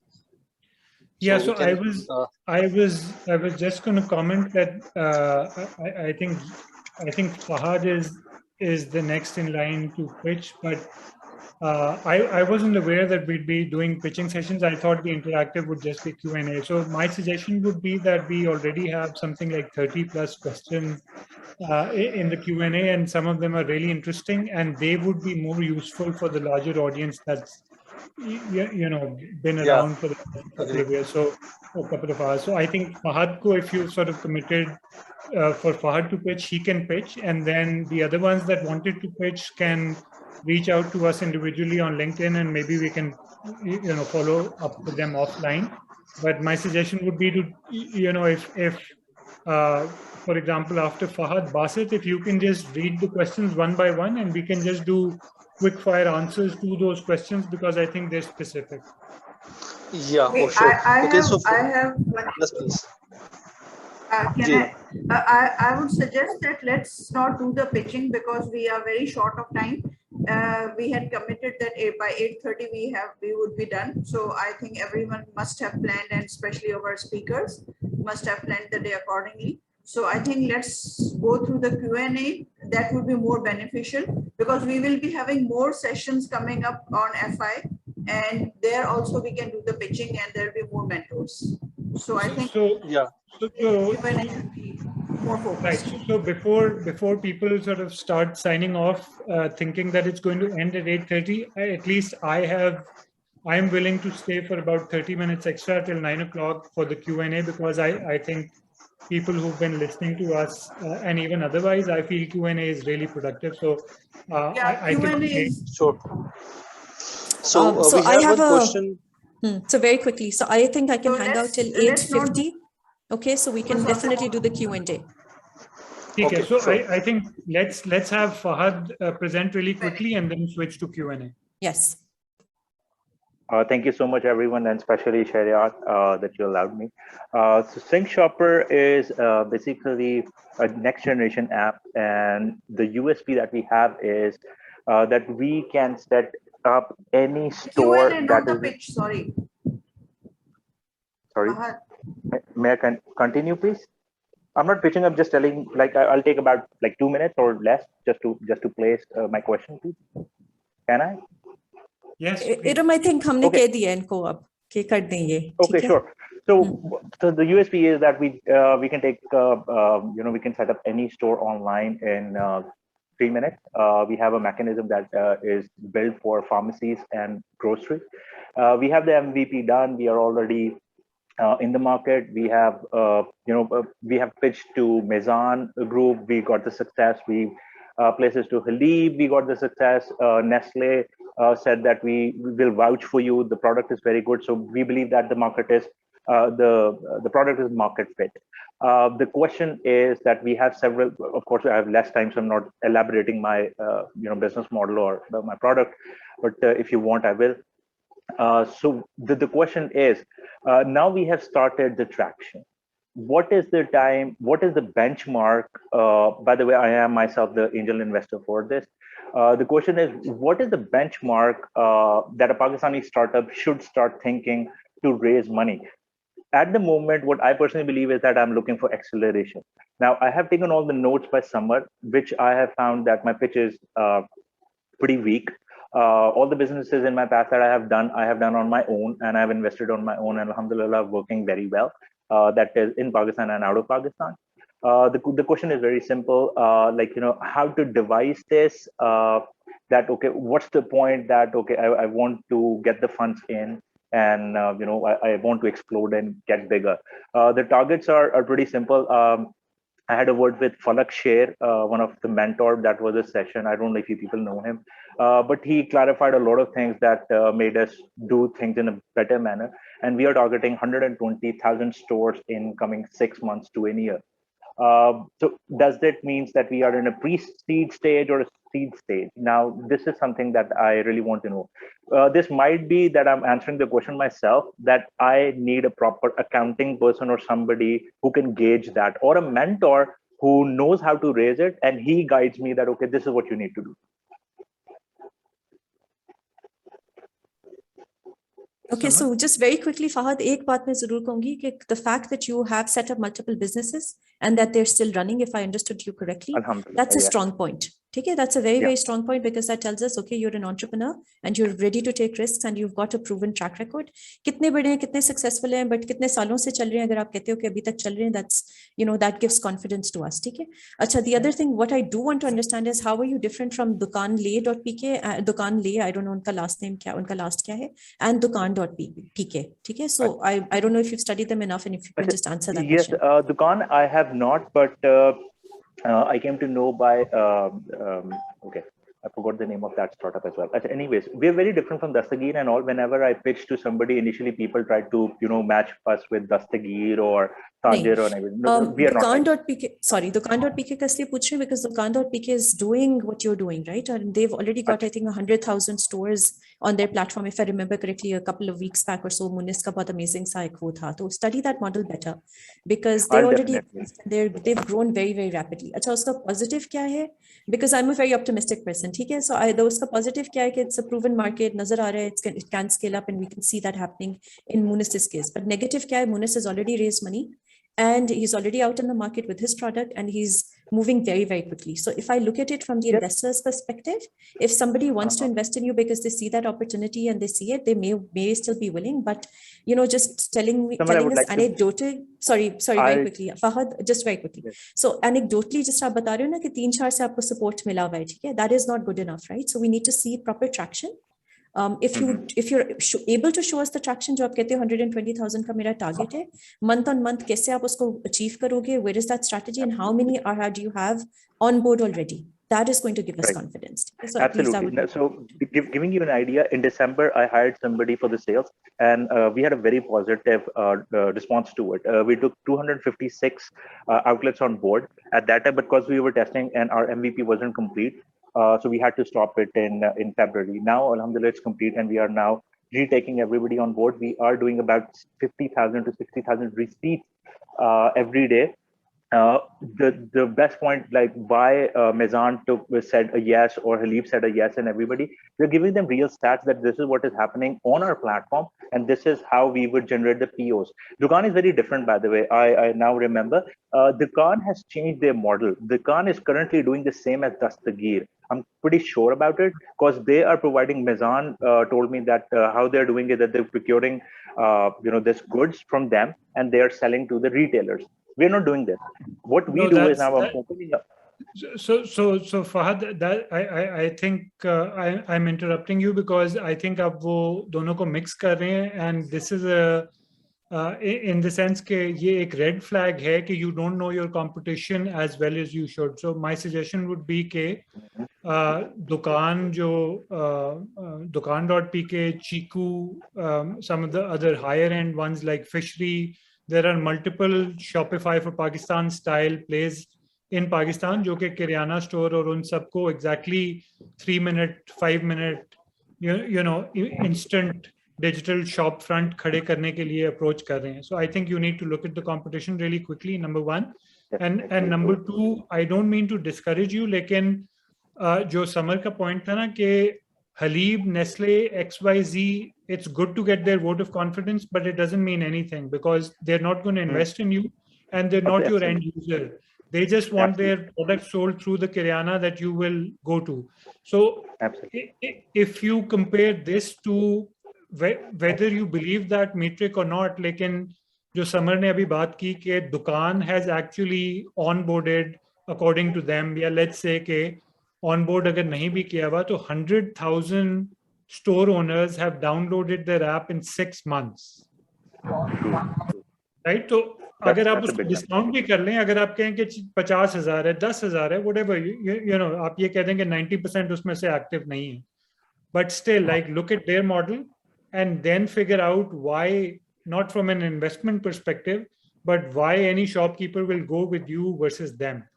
I think very quickly, and then obviously both of us are available offline for a follow-up sort of next week. I will definitely do that. Though we are still a little different because we don't do manual orders. We don't do that. We have an automated system for that. So this is one plus point perhaps that I have, which they don't have. And most closest that we have find out who are in competition is Red Retail.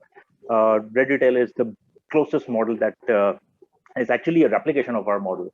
And we, Red Retail and we know each other, so we have been in a discussion for quite a long time. Thanks, so I think then that's a deeper offline discussion, but you know, obviously we were speaking on limited information. Oh, no problem. Of course, I told you because we have very less time, so I cannot exactly pitch my complete idea how it's done. I'll definitely give you a call myself, perhaps tomorrow or whenever possible. Yeah, I think. Thank you, Fahad. Thank you. So Shehryar, we have a question from Sikandar. His question is, how company is valued at the time of VC funding, who just has software product idea or early prototyping for that idea? How much percentage of equity the venture capitalist should get in this case? अच्छा, हम ये इससे start तो कर सकते हैं, but my suggestion would be कि आप टॉप से अगर शुरू करें, बिकॉज उन लोगों जिन्होंने एक घंटा पहले अगर कोई क्वेश्चन लिखा है and if they still sticking around, तो I think we need to answer those. Sure, please. You can answer with the first one.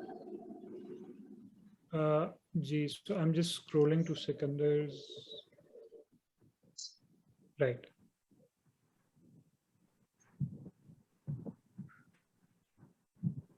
हाँ जी, so सिकंदर, आई थिंक इसका जो ग्लोबली जो बेंचमार्क्स हैं या जनरली जो परसेंटेजेस बाहर यूज होती हैं, उन्हीं से रिलेटेड अभी पाकिस्तान के अंदर भी उसी तरह की परसेंटेजेस यूज हो रही हैं. तो अगर एक आइडिया स्टेज स्टार्टअप है या अर्ली प्रोटोटाइपिंग स्टार्टअप है और वो कोई बहुत बड़ा राउंड नहीं रेज कर रहे, तो उसकी एक्विटी आमतौर पे सिंगल डिजिट नंबर्स पे होती है. एंड अगेन उसमें बहुत सारे वेरिएबल्स आ जाते हैं, लेकिन बहुत अगर मैं थोड़ा सा इन्फ्लेटेड या एक मोटा एग्जांपल दे दूं तो a really promising idea stage or prototype stage startup even in Pakistan can be valued at $1 million, and you can raise $100,000 basing the value at $1 million at an idea stage or a prototype stage. ज़्यादातर startups के जो हैं valuation वो उससे तकरीबन आधी होती है या कम होती है. सो इट्स मोस्टली कि वो बहुत थोड़े से पैसे रेज कर रहे होते हैं, आमतौर पे फ्रेंड्स एंड फैमिली या एंजल से. So they will be raising something like 50K और 100K just to make the prototype, और उनकी वैल्यूएशन जो है वो आमतौर पे $500,000 के करीब रहती है. But it's a very broad range depending on what the product is and what the upside is, और उसके अगले राउंड्स में आपको कितने पैसे चाहिए होंगे एक्सपैंड करने के लिए.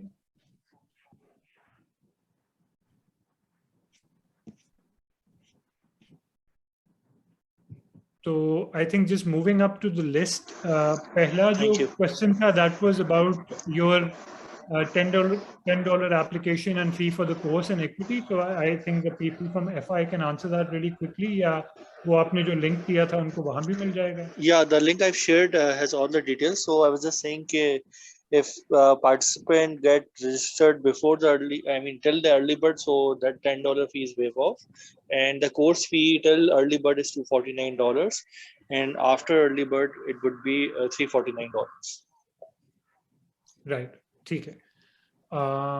So the question after that, I'll just quickly read it out. It's from Azib. My company is profitable and bootstrapped.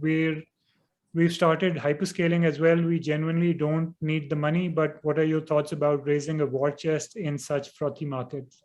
I'll take this answer because I know Azib and his company. So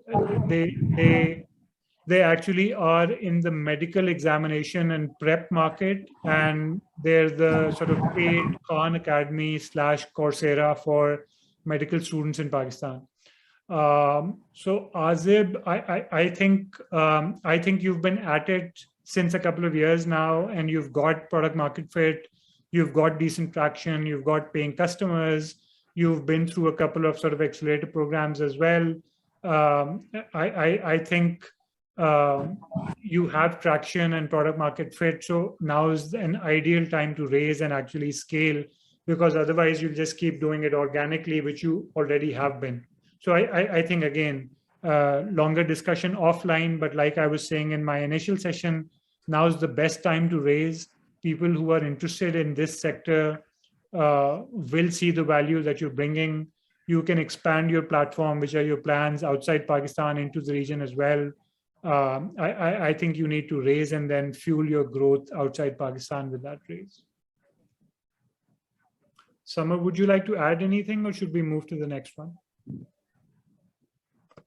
Sorry, I was away for 2 seconds from my desk. Okay. So which question are we at? So we were on Azib's question, but I'll just move to the next one because I've answered that. Okay. Shoaib Akmal is asking how long does an interaction with VC last? What gets the most interest from VC or investor at pre-seed stage?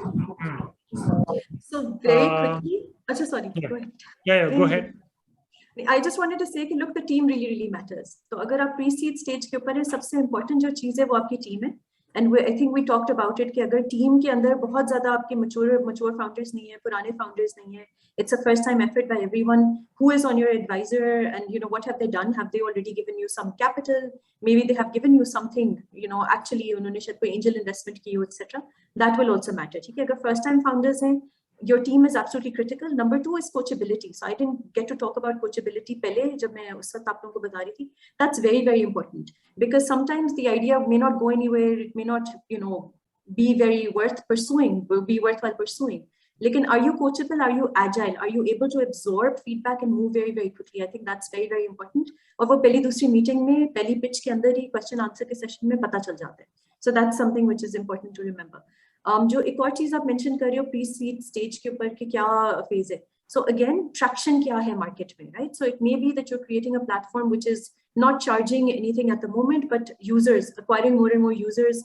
How many users? Let's just imagine that's the sort of platform. How many users are joining your platform on a monthly basis, and how many are you able to retain as well, right? So it depends कि क्या चीज है, what your product is at the end of the day. So I'm simplifying massively at the moment, but any traction in the market is going to be really important, right? And if you are already generating revenue, again, we want to see that growth, right? So what's happening? Are you growing steadily? It's sure there are dips happening, but overall net effect, what is happening? Okay? So I think these are really important. Last up, a question: how long does an interaction with VC last? Okay, I'm going to sound critical here, but if you're talking about local VCs, because they're very few in number, the interaction can last for very long. It may be a very long lead time. A lot of them may not get back to you, so be ready for that also. What I find is your best tariqa, I think, is to really look at what they are interested in, what their ticket size is, what stage of the startup they're interested in, right? And if they're not interested in your stage, in your particular vertical, you can approach them still and maybe try to pitch for feedback purposes, but don't think that the money is going to come from them then, okay? So it's really, make wise decisions at your end as well after doing research.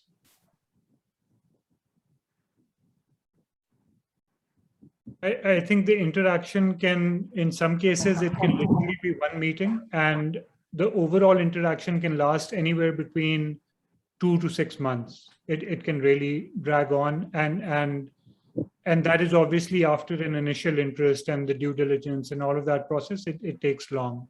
लेकिन जो initial okay है वो बहुत सारे लोगों को एक meeting में भी मिल जाता है, just depends, and like summer said के वो रेलेवेंट वीसी है कि नहीं.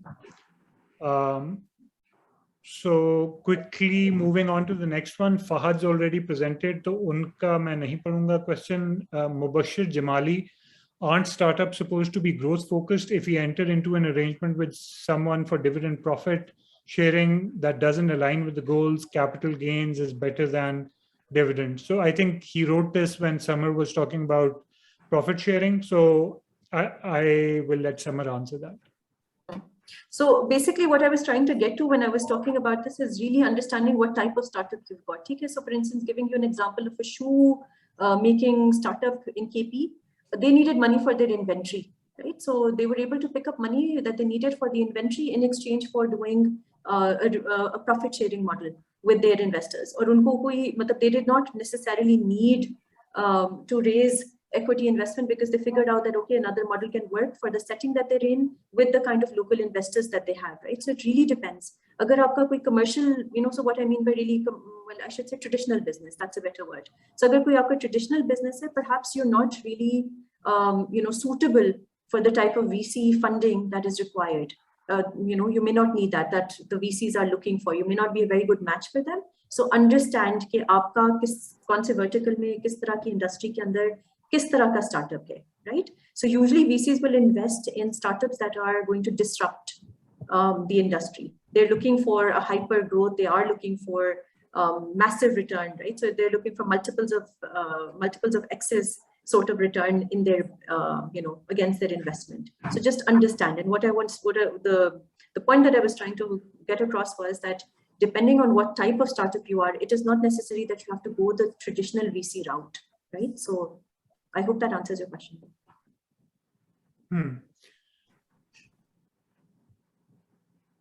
Acha, next is Hasnain Ali Mirza. How to reach them in the first place? Suppose I have an idea, I have done the market research and got it developed as well. At what stage should I pitch to investors? Should I launch and then approach? Please elaborate on that.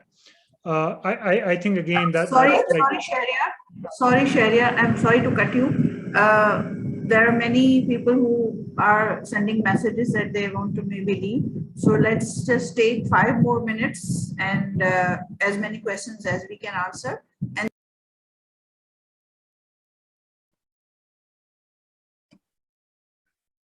okay, sure.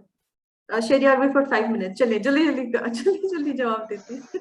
I think I'll wait for Iram to get back. My suggestion was that if one of the hosts can stay and actually record the session, so it'll be really helpful for people later on. Iram, you got disconnected. I think Basit. Yeah, I'm here. It may have left, but I was going to say. Is also here. The issue is that we are the system will disconnect the session as well.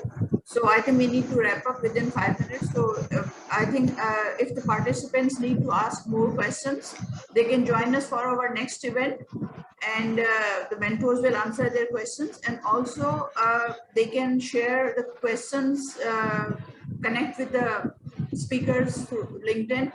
And then I think, and they can even connect through us, Basit and myself, so that their questions can be answered. So I think now we need to wrap up in 5 minutes. I'm sorry to everyone.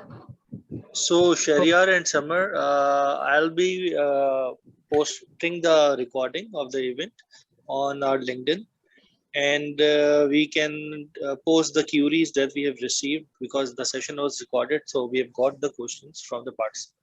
So we'll post it there, and also I asked participant to email it to me if they didn't post any questions.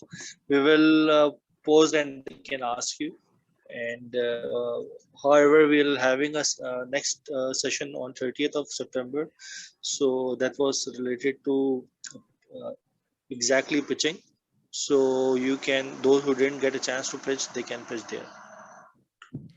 I think I would just suggest that because ये session के जो questions हैं इससे relevant हैं, तो like you said, once you post online, if you can actually list all of these 30 plus questions over there, and we'll actually answer them online. So I'd like to sort of answer these because people, sat through the whole session. And but Shehryar, I think there is one question. Okay, 5 minutes hai na, jo final ek question is very interesting over here, and I think if you would like to answer it. Ye wala jo question tha, airlift wala. Airlift got to $85 million. They don't even realize that they need to spend on the marketing. Zero branding, zero marketing. Aren't they burning it? I think that would you like to answer that one? I didn't get that question. Are they saying that they're not spending any money on marketing and branding?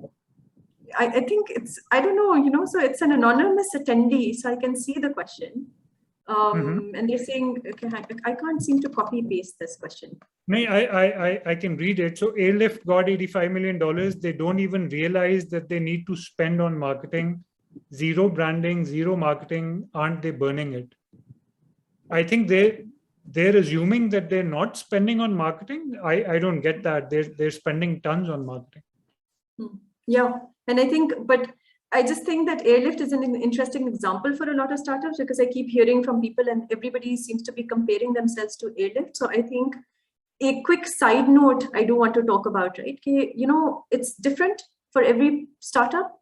I think Shehryar talked about it right at the beginning as well. Please take a look at, are you really in the business? Are you disrupting an industry? Do you have that solid team that's there? Are you coachable? Are you growing fast enough? So, whatever I've heard of the Airlift team is that each time there was a shift or each time there was a new target that was set out for them, they would go crazy and they would accomplish it, right? And that is what gives the investors or whoever is backing the team enormous amounts of confidence. Are you able to pursue the goals that you're actually, setting yourself out for? And a lot of hard work goes into it, right? So I think really go back to the drawing board in a way in certain cases and really work on the pitch deck, work on your story, work on what you're presenting to even your first angel investor or somebody or a friend or family even, right? So think about all of the practice, all of the hard work that goes into prepping up, and then come to the table and say, oh, I think I should raise $5 million or $10 million or I don't know, $80 million, right? So I think every startup is going to have a different journey altogether. I think very quickly, मेरा comment उस पे ये है कि सारे airlift की बात करते हैं because of the massive rounds that they did, not just this one but previous as well. Airlift is an exception to the rule; they're not the rule. So please don't think that you can actually replicate Airlift. Number one, and don't even think that you can replicate Dastagir, Retailo, Grocer App, and all of these sort of top 10 startups that have raised millions of dollars, because all of them are a relatively new phenomena and they're an exception to the rule. So out of the 200 deals, the top 20 deals are the exception to the rule, and they've got inflated valuations, and they may have raised millions of dollars, but they still need to prove that they're worth that. So their valuations are running ahead of their actual on the ground valuations and numbers, which will need to catch up to these, right? And there's, it's a rocky road. So don't think that they have something special that you don't have. The other 90% of the startups that are raising 1 million, 2 million, 3 million, $500,000, those are the people that you should relate to, and you should build slowly on that, because till literally a couple of years ago, even that wasn't happening in Pakistan, right? So don't get carried away with these mega deals. They are not indicative of how to grow a company in Pakistan. Yeah, and I've put down 3 examples over here. Sehat Kahani has existed for 5+ years, I guess, and they raised their first 1 million this year. वो अलग कहानी है, लंबी है कि women-led startups already raise very little money and less capital in Pakistan and around the world. Look at Mandi Express, raised $750,000, I believe, last year, but after existing in the market again for a number of years. Look at Priceway, raised I think $350,000 again after existing for a number of years, right? So, and is tarah ke aapko bahut sare aur milenge. So completely, just really wanted to talk about this because it is a phenomena, but it is a growing phenomena in Pakistan as well, and it's something which is new, and all of us are waiting to see how this pans out, right? So yeah, I mean, really focus on your product market fit and focus on getting your customers because in the long run, the customers are going to, make or break your company. If they don't like your product, if they don't like your service, if they're not going to use it, if they're not going to pay for it, you're in trouble, right? So, okay.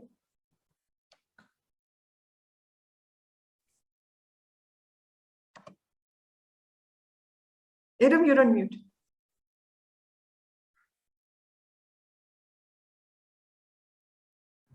Today my internet is behaving crazy. I'm not at home, I'm doing it from somewhere else, so sorry for the disruptions. Okay, so thank you very much, Shehryar and Samar, and thank you very much for all the participants for being with us for such long. And we are really feel very sorry that we were not able to answer all your questions. But yes, our mentors are very much open to answer your queries online. And yes, please do connect with us if you have further queries. And anyone who would like to pitch, they can pitch in the next session or in our next meeting. And if you still want to hear from Shehryar and Samar, please join us, join the FI program cohort, and then they will definitely be your mentors and will be guiding you throughout the sessions. So one-to-one mentoring भी मिलती है वहाँ पे with both these mentors. So thank you very much, Samar, and thank you very much, Shehryar. It was really very interesting. And thank you for having me. Would you like to add something? Our pleasure, and especially thanks to all the people who listened to us for the last 2 hours. So like Kiran was saying, that I'm very particular about these questions because they were related to this. So once they're posted on their forum, both Samar and I will try and answer them online at that post. Thank you so much. Khuda Hafiz. Khuda Hafiz. Thank you very much. Allah Hafiz. Thank you, Samar. Thank you, Shehryar. Take care. Allah Hafiz. Allah Hafiz. Thank you very much.